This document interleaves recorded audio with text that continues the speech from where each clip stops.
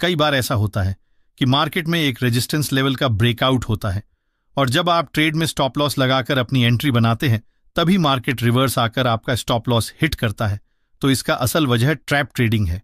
ये एक ऐसा कॉन्सेप्ट है जो हर ट्रेडर को कंफ्यूज करता है, बट आज के इस वीडियो में हम बहुत सिंपल भाषा में सीखने वाले हैं ट्रैप ट्रेडिंग क्या होती है, हम इसे कैसे पहचान सकते हैं और इसका फायदा उठाकर कैसे प्रॉफिट बना सकते हैं।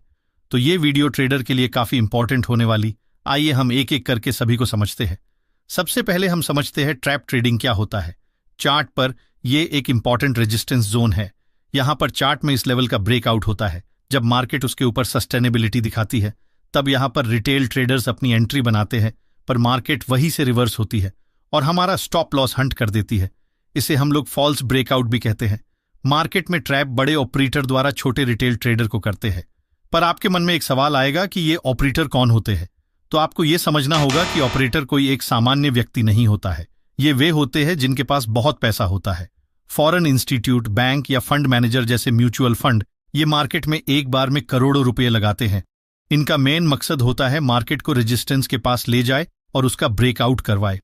और जैसे ही इस ब्रेकआउट को देखकर बिगनर ट्रेड्स स्टॉप लॉस लगाकर ट्रेड में एंट्री करते हैं, तभी ऑपरेटर मार्केट को अपोजिट साइड ले जाने के लिए बहुत पैसे लगाते हैं, जिसके कारण मार्केट रिटेल ट्रेडर्स की साइड न जाकर ऑपरेटर के साइड चली जाती है और रिटेल ट्रेडर का भी पैसा बिग प्लेयर्स ले जाते हैं। तो आपके मन में ये सवाल आएगा, big players stop loss Hunt क्यों करते हैं? तो देखिए, ट्रेडिंग एक जीरो सम गेम है जिसमें किसी एक को लॉस होती है तभी दूसरे को प्रॉफिट होती है। यानी आपको जितना पैसा लॉस होता है उतना ही प्रॉफिट किसी को होती है, और आपको जब प्रॉफिट होता है तो इसका मतलब है कि किसी को लॉस होगा। इसलिए ऑपरेटर मार्केट में लिक्विडिटी लेने के लिए छोटे रिटेल ट्रेडर्स का स्टॉप लॉस हंट करते हैं। पर जो trader stop loss hunting strategy को समझ जाता है वो लॉस को कम कर सकते हैं और अच्छी प्रॉफिट भी बना सकते हैं। तो आइए जानते हैं चार्ट पर फेक ब्रेकआउट या ट्रैप ट्रेडिंग को कैसे आइडेंटिफाई कर सकते हैं और अपने लॉसेस को कम करके कैसे प्रॉफिट बना सकते हैं। ट्रेडिंग को आइडेंटिफाई करने के साथ साथ वॉल्यूम को एनालाइज करना भी जरूरी है, क्योंकि भले ही प्राइस कुछ ना बताए पर वॉल्यूम से यह पता चल सकता है कि ब्रेकआउट फेल होने वाला है या नहीं।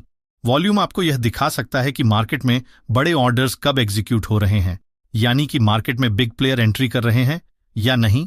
तो इसके लिए हमें वॉल्यूम को देखना बहुत जरूरी है, क्योंकि कई बार प्राइस हमें चार्ट पर गलत जानकारी देती है और हमें ट्रैप करने की कोशिश करती है। पर आपको पता नहीं कि चार्ट पर वॉल्यूम कैसे लगाए। तो ये बहुत सिंपल है। जब आप ट्रेडिंग व्यू की वेबसाइट खोलते हैं और इंडिकेटर वाले सेक्शन में जाकर वॉल्यूम सर्च करते हैं और इस पर क्लिक करते हैं तो ये आपके चार्ट पर कुछ इस तरह से शो होने लगेगी। चलिए जानते हैं कि वॉल्यूम की मदद से हम कैसे फेक ब्रेकआउट को आइडेंटिफाई कर सकते हैं। इस चार्ट में प्राइस ग्रीन कैंडल बनाते हुए ऊपर की तरफ जा रही है। जैसे ही प्राइस इस रेसिस्टेंस लेवल को ब्रेक करती है और थोड़ी ऊपर जाकर छोटे छोटे रेड कैंडल बनाते हुए नीचे की तरफ रिट्रेस होती है, ऐसे समय में हमें वॉल्यूम पर ध्यान देने की जरूरत होती है। हमें यह देखना चाहिए कि जब प्राइस ऊपर जा रही थी तब वॉल्यूम धीरे धीरे बढ़ रहा था या नहीं। अगर वॉल्यूम बढ़ रहा हो तो यह हमारे लिए एक अच्छा संकेत है कि बायर्स में काफी मजबूती है, और जब प्राइस छोटे छोटे कैंडल बनाते हुए रिट्रेस होकर वापस ब्रेकआउट लेवल पर आती है तब वॉल्यूम छोटे छोटे होना चाहिए। अगर रिट्रेसमेंट की वॉल्यूम ब्रेकआउट वॉल्यूम से कम है तो यह हमारे लिए एक संकेत है कि सेलर्स मार्केट में कमजोर हैं।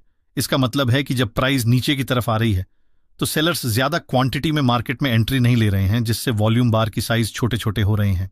रिट्रेसमेंट के बाद जब प्राइस बड़े ग्रीन कैंडल बनाते हुए रीसेंट हाई को ब्रेक करके स्विंग हाई के ऊपर क्लोज करती है और इस ब्रेकआउट कैंडल की वॉल्यूम रिट्रेसमेंट कैंडल के वॉल्यूम से ज्यादा होती है, तो ये हमारे लिए एक परफेक्ट सेटअप होता है जहां हम बाई पोजीशन बना सकते हैं।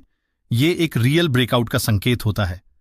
ऐसे समय में ज्यादा सोचने की जरूरत नहीं होती। हमें बाई पोजीशन में एंट्री लेकर अच्छे रिस्क रिवॉर्ड के साथ प्रॉफिट बनाना चाहिए। जैसा कि हम सभी जानते हैं, कोई भी सेटअप 100% विन रेट के साथ परफेक्ट नहीं होता है, लेकिन ज्यादातर समय ऐसे ब्रेकआउट हमें टारगेट अचीव करवाते हैं। अब हम जानते हैं कि फेक ब्रेकआउट को कैसे आइडेंटिफाई करेंगे। जब प्राइस रेसिस्टेंस लेवल को ब्रेक करके ऊपर क्लोज करती है और कुछ कैंडल बनाती है तब हमें वॉल्यूम धीरे धीरे बढ़ते हुए दिखाई देता है। लेकिन जब प्राइस रिट्रेसमेंट के लिए नीचे आती है और ब्रेकआउट लेवल के नीचे जाकर क्लोज होती है, ऐसे समय में हमें अलर्ट हो जाना चाहिए, क्योंकि यह ब्रेकआउट फेल होने की पहली निशानी है। जैसे ही हम रिट्रेसमेंट कैंडल के वॉल्यूम पर नजर डालते हैं, हमें सारे वॉल्यूम बार बड़े बड़े दिखाई देते हैं, जिसका मतलब होता है कि सेलर्स इस समय मजबूत हैं और बड़े क्वांटिटी के साथ मार्केट में एंट्री ले रहे हैं। वापस जब छोटे छोटे ग्रीन कैंडल बनाते हुए प्राइस ऊपर की तरफ जाने लगती है और वॉल्यूम का साइज रेड वॉल्यूम बार से छोटा होने लगता है, तो ये कंफर्म करता है कि बायर्स अब कमजोर हो चुके हैं। ऐसे समय में हमें स्विंग लो को मार्क करना होता है। जैसे ही प्राइस बड़े रेड कैंडल के साथ इस स्विंग लो को ब्रेक करके नीचे क्लोज होती है और इस कैंडल की वॉल्यूम पिछले कुछ कैंडल से ज्यादा होती है, तब ये हमारे लिए एक परफेक्ट संकेत होता है कि यहां ब्रेकआउट फेल हो चुका है। इस स्थिति में हम सेल साइड में एंट्री लेकर प्रॉफिट बना सकते हैं। जैसे देखिए, ये है बैंक निफ्टी 13 नवंबर की चार्ट। इस चार्ट में आप देख सकते हैं मार्केट एक जोन में है और इसी रेंज में ट्रेड कर रही है, पर इस कैंडल ने ये रेजिस्टेंस जोन को ब्रेकआउट कर दिया और इसके ऊपर सस्टेनेबिलिटी भी दिखाए, जिसको देखते हुए जितने भी नए ट्रेडर है इस ट्रेड में अपनी एंट्री बना लिए होंगे। लेकिन तभी मार्केट रिवर्स आती है और उन सबका स्टॉप लॉस हिट हो जाती है और लॉस का सामना करना पड़ता है। मार्केट थोड़ी नीचे आती है और सपोर्ट के पास आती है, तो कई सारे रिटेल ट्रेडर्स बिना कैंडल क्लोजिंग के ही ट्रेड में फिर से एंट्री बना लेते हैं, इस उम्मीद से कि यहां से फिर मार्केट ऊपर जा सकती है। पर कैंडल ये सपोर्ट को ब्रेक करके नीचे क्लोजिंग देती है और जो भी यहां पर एंट्री बनाए होंगे उन सब का एक बार फिर स्टॉप लॉस हिट हो जाती है। इसलिए वे नेक्स्ट टाइम ट्रेड में एंट्री नहीं लेते हैं, because already 2 bar stop loss hit हो चुकी है। अब हम इसी चार्ट को एक दूसरी नजरिए से देखते हैं, जहां हम वॉल्यूम का इस्तेमाल भी करेंगे। तो हम लोग देखते हैं कि चार्ट में इस इंपॉर्टेंट जोन का ब्रेकआउट हुआ, पर कोई बड़ी वॉल्यूम की नहीं बनी है। इसलिए हम इस जगह पर थोड़ी वेट करते हैं और देखते हैं मार्केट फिर अपने सपोर्ट एरिया के पास आती है और इस सपोर्ट को ब्रेक करके नीचे की साइड ही क्लोजिंग देती है। पर इस बार वॉल्यूम को देखकर ट्रेड कर रहे हैं, इसलिए हम वॉल्यूम को देखते हैं तो यहाँ एक वॉल्यूम बार बनी है जो बाकी सारी वॉल्यूम बार से बड़ी और कैंडल इस सपोर्ट एरिया को ब्रेक करके डाउन साइड क्लोजिंग भी दी है। तो हमारे पास यहाँ पर 2 कन्फर्मेशन है कि मार्केट यहाँ से डाउन साइड जा सकती है। इसीलिए हम लोग रिस्क मैनेजमेंट की नियम को फॉलो करते हुए यहाँ इस ट्रेड में एंट्री लेते हैं। तो हम लोगों ने यहाँ पर 3 बातें सीखी है। पहला, हमें अपने में पेशेंस लानी चाहिए। दूसरा, हमेशा कैंडल क्लोजिंग का वेट करना चाहिए और तीसरा, वॉल्यूम को देखकर ट्रेड लेनी चाहिए। पर आपको यह भी पता होनी चाहिए कि हर बार ब्रेकआउट फेल नहीं होते, लेकिन यह जानना जरूरी है कि हमें ट्रैप ट्रेडिंग में एंट्री कब लेनी चाहिए और कब नहीं। इसके लिए हमें उन लेवल्स को समझना होगा जहां फेक ब्रेकआउट ज्यादा होते हैं। ये कुछ इंपॉर्टेंट लेवल्स है जहां ब्रेकआउट अक्सर फेल होते हैं। पहला, previous day high and low. पिछले दिन के हाई और लो मार्केट के लिए इंपॉर्टेंट लेवल्स होते हैं। जब कीमत इन लेवल्स को सीधे बिना रुके तोड़ती है तो अक्सर फेक ब्रेकआउट होता है।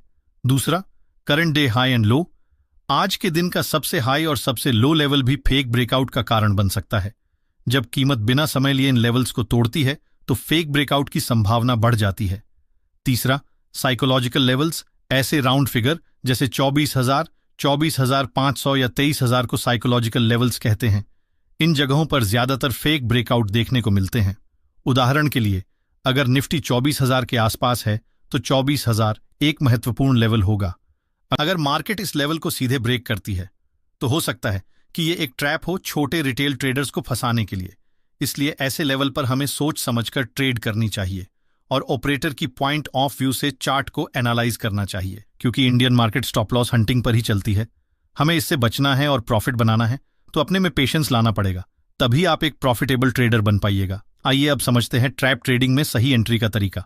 पहला, जब प्राइस किसी महत्वपूर्ण लेवल को बिना समय बिताए सीधा तोड़ दे तो समझिए फेक ब्रेकआउट हो सकता है। ऐसे में आप फेक ब्रेकआउट ट्रेड में एंट्री ले सकते हैं। दूसरा, अगर प्राइस ब्रेकआउट से पहले उस लेवल पर रुककर समय बिताए तो वह असली ब्रेकआउट होगा।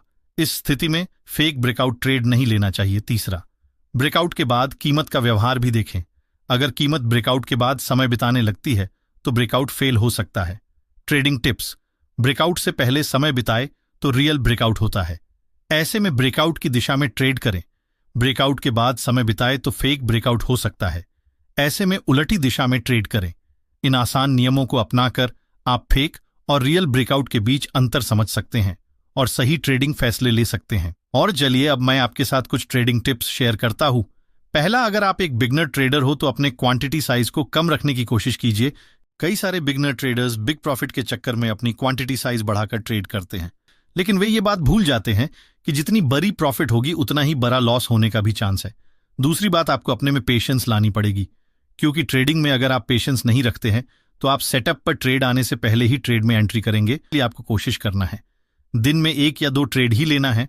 और एक बात याद रखिए, सक्सेस एक दिन में नहीं मिलती, पर अगर आप लगातार अभ्यास करते हैं तो एक दिन जरूर मिलती है।